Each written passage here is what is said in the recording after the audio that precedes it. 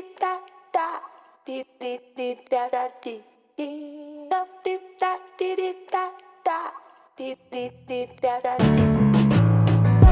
the wind on my face, feel the sun on my eyes. Makes me squint for a second as if I'm out of my life. Yeah, I was selling them. So first things first, I just want to thank all those channel supporters that have jumped on my Patreon account. I launched that a few weeks ago now, and I think I've already got 8 people that have jumped on board. Greatly appreciated. I'll put your names up on the screen, and later today I'll be drawing the first giveaway for that group of people. Much appreciated. Secondly, many of you will know that I had a cycling coach come up and stay with me in the Sunshine Coast about a month ago now, and I'm currently putting together an online course, Cycling Fundamentals. We're calling it Becoming a Smarter Road Cyclist, and as a lead into that course to whet the appetite, I'm creating a bit of content on this channel. A couple of weeks ago now, I published a video which is highly successful, #1 mistake cyclists make with training. And today, I'm going to share with you a simple way to get stronger on the bike. So I'm at the bottom of a hill climb, and today I'm going to be doing hill repeats.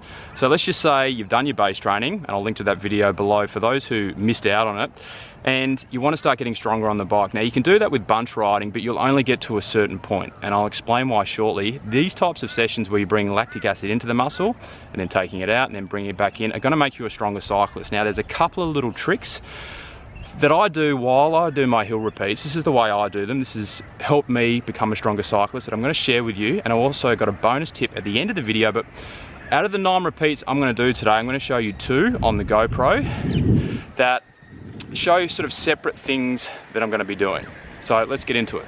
So I'm just approaching one of my hill repeats here. This is repeat 4 of 9 to be exact, and on the screen you can see from the left time of day. I've put that there more so you can see the time of effort and also time of recovery. Ideally I would suggest doing this at an earlier time of morning to miss out on any potential traffic, but I was a little bit behind this morning thanks to the drone footage, and I do have a dedicated bike lane here. We have cadence, speed, power, gradient, and also the hill repeat course. Now according to Strava, this climb is 520 meters in length at an average gradient of 9% and about 2 minutes in length. Now I wouldn't recommend this type of hill for somebody who's just starting out with these style of hill repeats I'm about to explain to you. Around a 1 minute climb is a great starting point with an average gradient of say between 6 to 8%. But for me, I've been doing these for years and I have conditioning, and as a result, I like something that's a little bit nasty, which is what this hill provides. I'd like to share a couple of big things I'm doing here. #1, I'm letting the hill come to me. I'm not attacking it. I'm going to absorb every single part of this beast, sitting in the saddle the entire time, engaging my leg muscles, including my core, keeping my body super tight, head up, and looking forward at all times. #2, and this is a big one, my cadence is low. I'm in a heavy gear between 45 and 60 cadence. Why is that? Well, in this session, my focus is on the muscular system, or really it's the musculoskeletal system, which are 2 separate systems that work very closely together and are super important systems that will enable us all to get a lot stronger on the bike, hence the title of this video. But most cyclists, and I used to be one of them, tend to neglect working on the system with a typical cadence of around 90 to 100, attacking hills, riding fast in bunch rides, meaning the predominant focus is always, or typically, the cardiovascular system, with cycling-specific muscular strength being neglected. Now, this particular hill plays some games with me here. As you may have just seen, it partially flattens out and then it lifts again, which sort of forces me to lean back into my cardio system, and then I'm back into my muscular system. So it's a grinding hill, it hurts a lot, but I absolutely love it because I know it will make me a stronger cyclist. While my focus here is more on holding good form and low cadence, I'm hitting roughly my top end VO2 max, or anaerobic training zones, which is zones 5 and 6. While I'm cruising down the hill now in my recovery time, I wanted to briefly mention the last training video that I made, the #1 mistake cyclists make with their training. And you'll know in that video, I emphasised to maintain a consistent pedal stroke to try and mitigate free pedaling in order to build a solid base. However, this session is a lot different. That constant pressure on the crank you have with base training is a lot different here.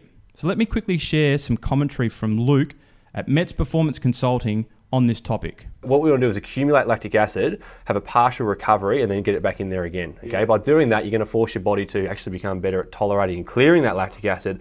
So instead of going from 2.5 to 5.6, we go from 2.5 to 3.5, then to 4, and then we jump up. So as you heard, what I'm doing here, in addition to building muscular strength on the bike, I'm also teaching my muscles how to tolerate lactic acid better. So really this 2.5 to 3 minute recovery period, I'm taking it easy, letting the lactic acid back out of my legs before I bring it back in. Now, if you love bunch rides, and I certainly do, there's no doubt you're bringing lactic acid into your muscles during those sessions. But I guarantee the efforts you are doing in the bunch are unstructured. And if you're not bringing lactic acid in and out of the muscle in a way that will optimize your system's understanding of how to tolerate lactic, then you're missing out on an opportunity to properly train yourself. And here I am at my U-turn corner, about to roll up and start my next repeat. So the second repeat I'm showing you here, I want to share with you what I do every third repeat out of the 9 that I'm doing. And this is actually repeat 3 that I'm doing out of the 9 here. I would not recommend this for people just starting out. For people just starting out, you might go do 5 repeats in your first session at a cadence a little bit higher of maybe between 70 to 80 in perhaps a lower zone, your threshold zone. Just start getting used to how this feels. Then as you improve your strength and form, lift the number of repeats, start slowing down the cadence, increase your reps, and then you can look into what I'm about to show you. So just jumping forward here, at the top of this hill, with about 50 meters to spare, I'm going to rip it out of the saddle. Now you can do these seated as well, but what I'm doing here is going deep into my neuromuscular system, which is directly responsible for the recruitment of muscle fibers. And the more muscle fibers that can be recruited to perform certain tasks, the more powerful that muscle group will be. And while these will fatigue you, and you will particularly feel it towards the end of the day, I guarantee you, if you start implementing these into your session, you will get a lift, not only in your sprint, but across all facets of your cycling. So as I roll down the hill again, let's just ponder for a minute. When was the last time you rode 18 minutes in your top end zones in a heavy gear with 3 10-second all-out sprints? I would probably guess most people would have never have done this before. So if you haven't, go start training this style of ride once a week. If you don't have a hill, you can do it on the trainer.